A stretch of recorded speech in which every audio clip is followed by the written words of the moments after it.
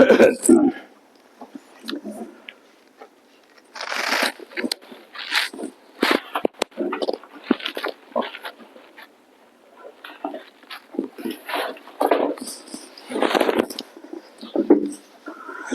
को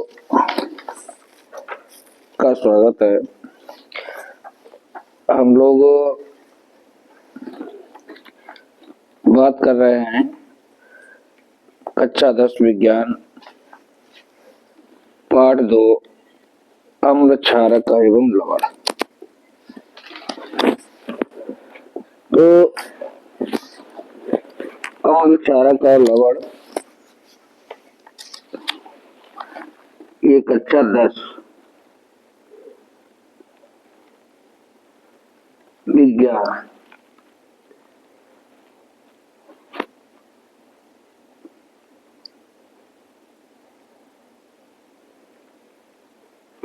की बात हो रही है और हमारे सिलेबस में कक्षा 10 के कुछ यौगिक भी दिए हुए हैं और एक यौगिक जरूर पूछा जाता है।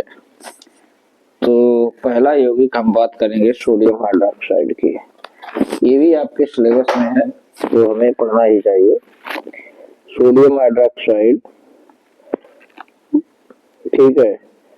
तो बेसिकली ये क्या होता है, क्षार का काम करता है। सोडियम हाइड्रोक्साइड में OH आयन प्रेजेंट है ना। सोडियम हाइड्रोक्साइड का सूत्र क्या होता है, NaOH। यहाँ पे हमने सूत्र भी लिख दिया हुआ है NaOH। तो ये कंपाउंड है यौगिक है सोडियम हाइड्रोक्साइड और इसका सूत्र है NaOH।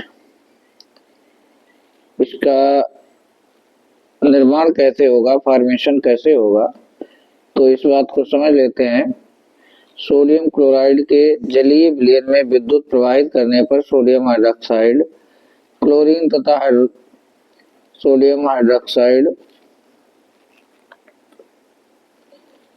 प्रवाहित करने पर करने का मतलब, देखिए सोडियम क्लोराइड इसमें क्या है, जलीय विलयन में विद्युत प्रवाहित की जाती है तो सोडियम हाइड्रोक्साइड बनता है।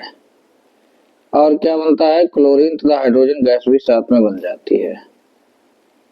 इस प्रक्रिया को क्लोर और क्षार प्रक्रिया भी कहते हैं, क्योंकि NaCl जो है वो क्या है, ये अम्ल है। और क्योंकि ये क्लोर क्षार प्रक्रिया इसलिए कहते हैं क्योंकि इसमें अम्ल और क्षार दोनों ही बनते हैं, इसलिए इसको कहा जाता है। क्योंकि NaOH जो है इसमें क्या है, ये क्षार का काम करता है, क्लोरीन जो है ये अम्ल का काम करती है।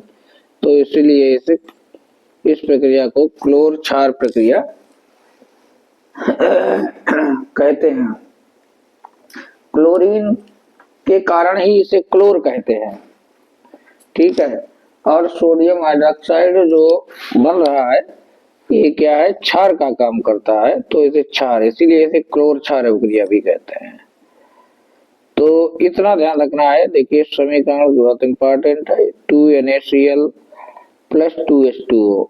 NaCl यानी सोडियम क्लोराइड ये जल है, यहाँ पे आपको 2NaOH मिल जाएगा, Cl2 ये अलग हो जाता है और हाइड्रोजन गैस भी निकलती है। रासायनिक गुण देख लेते हैं। रासायनिक गुण में पहला है निम्न गुण होते हैं, चाहे तो यहाँ पे लिख देंगे आप निम्न गुण है। रासायनिक गुणों में निम्न गुण है। नंबर 1 वसा से अभिक्रिया। तो इसमें क्या है कि क्षार तेल व वसाओं के साथ अभिक्रिया करके गिलसाल व साबुन बनाते हैं। तो तेल या वसा एक ही बात है, सूत्र ये ध्यान रखेंगे, CH2OCOR, CHOCOR, CH2OCOR। इस प्रकार से 3 बार आपको जोड़ना है। सेम ही चैन है, थोड़ा सा ध्यान रखने की जरूरत है। 3 बार ये जुड़े हुए हैं और तो यहाँ पे आपको 3NaOH ही जोड़ने पड़ेंगे, ठीक है।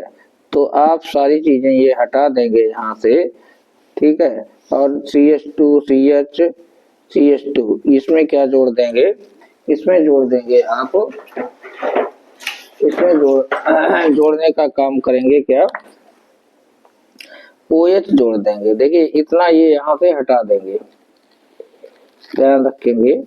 और इसके साथ क्या जोड़ना है, 3Na, ये यहाँ से हटा देना है। CH2 CH CH2 बचा है और इसमें 3 बार क्या जोड़ना है, 3 OH जोड़ देंगे और ये क्या बन गया है, ग्लिसरॉल बन गया है। ठीक है, और बाकी यहाँ पे ये R है, CO है, COO और यह क्या जुड़ जाएगा, Na। इसके आगे 3 लिख देंगे तो 3RCOO Na, तो ये एस्टर बन जाएगा।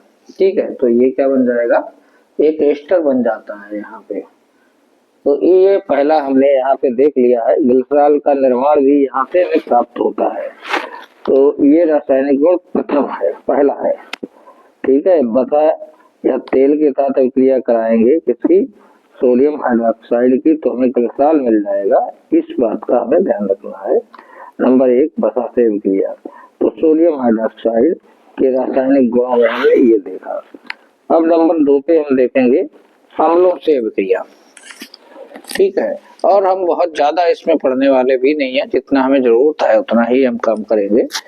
2 ही रासायनिक गुण पढ़ेंगे, अम्लों से अभिक्रिया।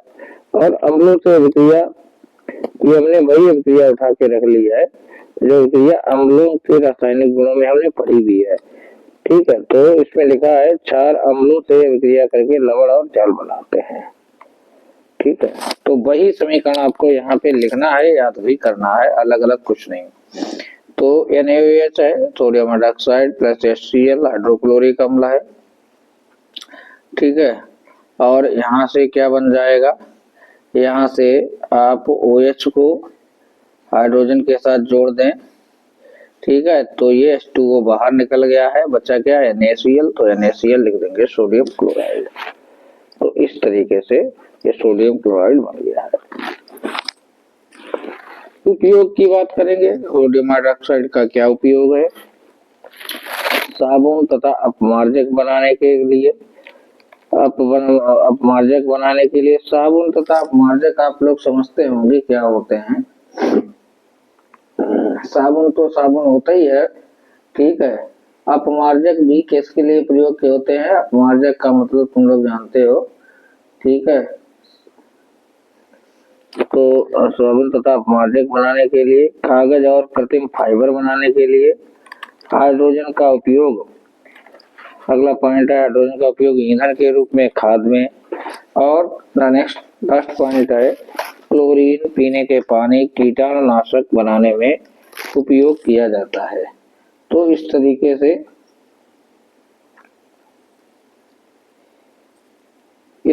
से ये 4 पॉइंट हैं, इसमें हमें थोड़ा ध्यान रखेंगे। यहाँ पे हालांकि किताबों में और भी गुण मिल जाएंगे, लेकिन बहुत ज्यादा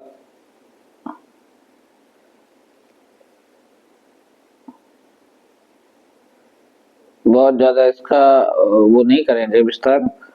जीवाणुनाशक के रूप में भी इसका प्रयोग किया जाता है, और पेयजल में जीवाणु रहित करने के लिए भी इसका प्रयोग किया जाता है, और सोडियम हाइड्रोक्साइड का कीटाणुनाशक के रूप में प्रयोग किया जाता है। प्लास्टिक बनाने में भी इसका प्रयोग किया जाता है। इस तरीके से उपयोग तो इसके काफी है। ठीक है, तो बहुत ज्यादा उपयोग तो हमें 2 ही 3 लिखने होते हैं। तो उपयोग हमने पढ़ लिया है साबुन तथा अपमार्जक बनाने में, ठीक है, कागज और कृत्रिम फाइबर बनाने में, हाइड्रोजन का उपयोग ईंधन के रूप में, खाद में, क्लोरीन पीने के पानी में, कीटनाशक बनाने में प्रयोग किया जाता है। तो अभी और भी यौगिक हैं, उनकी चर्चा आगे करेंगे। इसमें इतना ही हम देखेंगे। धन्यवाद।